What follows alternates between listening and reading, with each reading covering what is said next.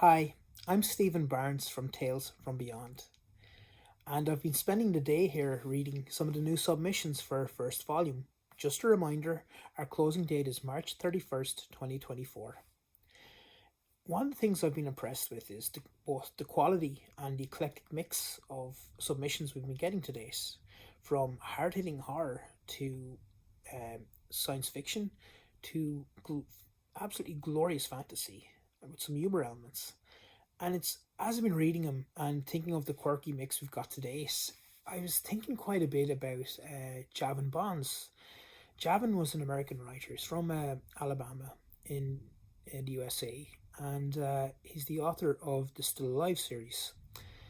I first encountered Javan on a Facebook group called Written Undead, where at the time I was just absorbing as much horror writing as I could, and even looking for an outlet to where can I send my own writing.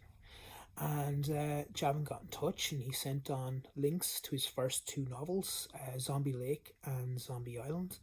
And I remember I sat down to read them for the first time, and I have to say, if I could describe Javan's writing, it would be as if Joe R. Lansdale was to sit down after a 2 day long video game marathon and immediately write a zombie book.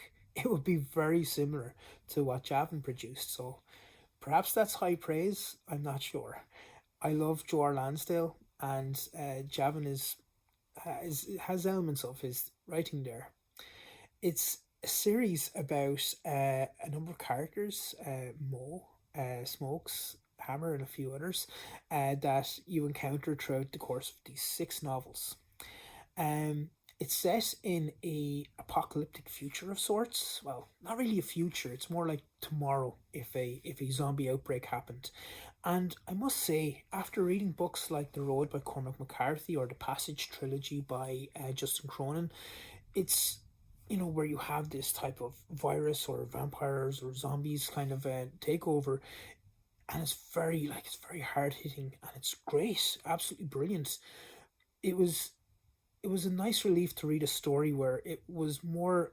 I remember finishing the first zombie lake, and thinking to myself, I was chuckling away, and I thought, I haven't laughed at like the end of the world, or this, not even the end of the world, but like such a horrible kind of situation, as much since I think when I first read Hitchhiker's Guide to the Galaxy, and you had the passage where it's a case of you didn't check your planning in the local office in Alpha Centauri. Well, that's your lookout, not ours, and then they blow up the Earth.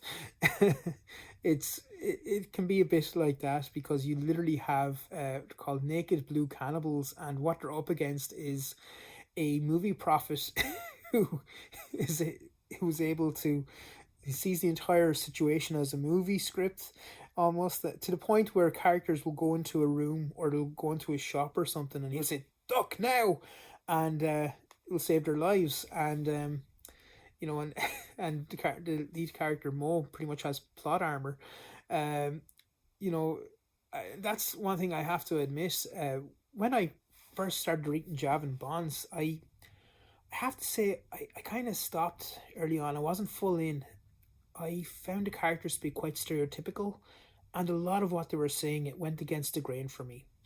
So I kind of put it down. But I was thinking of two things. Number one, I think writing should always be challenging your perceptions, and even a case of, I thought, just read something that does challenge you. That you shouldn't just read what agrees with your view, and so you should always, in my mind, I always feel I should listen more so than judge. And the second thing was, because I remember I put down Zombie Lake, and I went off and read Sebastian Barry, and that's a huge departure, of course. But I started thinking the characters started worming their way in. I was thinking of Mo, and I was definitely thinking of Smokes, and I was thinking of Hammer, and the fact that they're on a pirate ship, of all things, a converted restaurant. That's a pirate ship, and there's a monkey and everything. You've one-eyed pirate. You've a guy, a paraplegic bodybuilder with weapons on his wheelchair, and it's absurd. And certain people are just going to say, "Look, it's not for me." And Of course, no story is, and that's the nature of fiction. Like, you find what you like, and nothing's going to be appealing to everybody. But I went back to it. I'm really glad I did. It's a really good series. Um, it's the Still Alive series, and I have to say now that when I first read it, and even my first interactions with Javan, I found Javan to be a bit of a force of nature. If I'm being honest, uh, he would send me messages going like, "Have you tried it yet? Have you read it yet?" And I was like, "Oh, Javan, other things going on." But I liked a few interactions we had. I didn't know until after reading the first two books, and I don't think people should be necessarily cognizant of this. What I'm about to say, I just tell you because main reason is if you do read the series and you want to ask like when's the next book coming out, you'll know about this. Uh, Javan suffered from a rare genetic disease called Friedreich's ataxia. It attacks the nervous system and muscles. He ended up in a wheelchair at the age of 13, and I wasn't aware, but he was legally blind when he wrote this series. He passed away in December of 2023. So um the thing about him, and I hate sounding hokey, but in a way he was inspirational to me because I remember sitting down to write my first novel, um, Lost Boy, which is not a genre story. It's out now on Amazon and print, and but the thing with it was there were days when I was like just tired from work and kids and everything like that, and I said, I can't sit down. And I thought to myself, look, Javan's writing now, so why aren't you? So that was really good for me. I don't tell you this about Javan because I feel you should read his books because of it. Absolutely not. I think you should read Javan's books. If it interests you, everything I've talked to you about have interested you, I think you should. It's just try, perhaps. They're also available on Audible, which I'd really recommend. In fact, from what I heard about Javan, he that was how he first got into writing. He became legally blind, so he can no longer play video games, or movies had become a blur basically when he was looking at them. So he listened to audibles, and that's how his father said to him, "You've got a story in you," and he sure did. Um, so in a lot of ways, I mean, this is a tribute to Javan. You know, unlike the quote by Banksy on the first one about the two deaths, I just said to Javan, don't worry.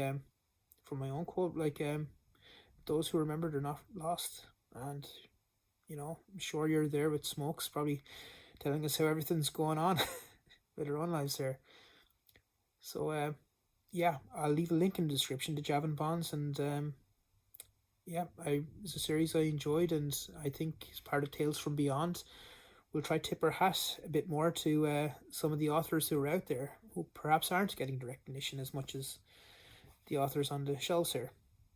Thank you.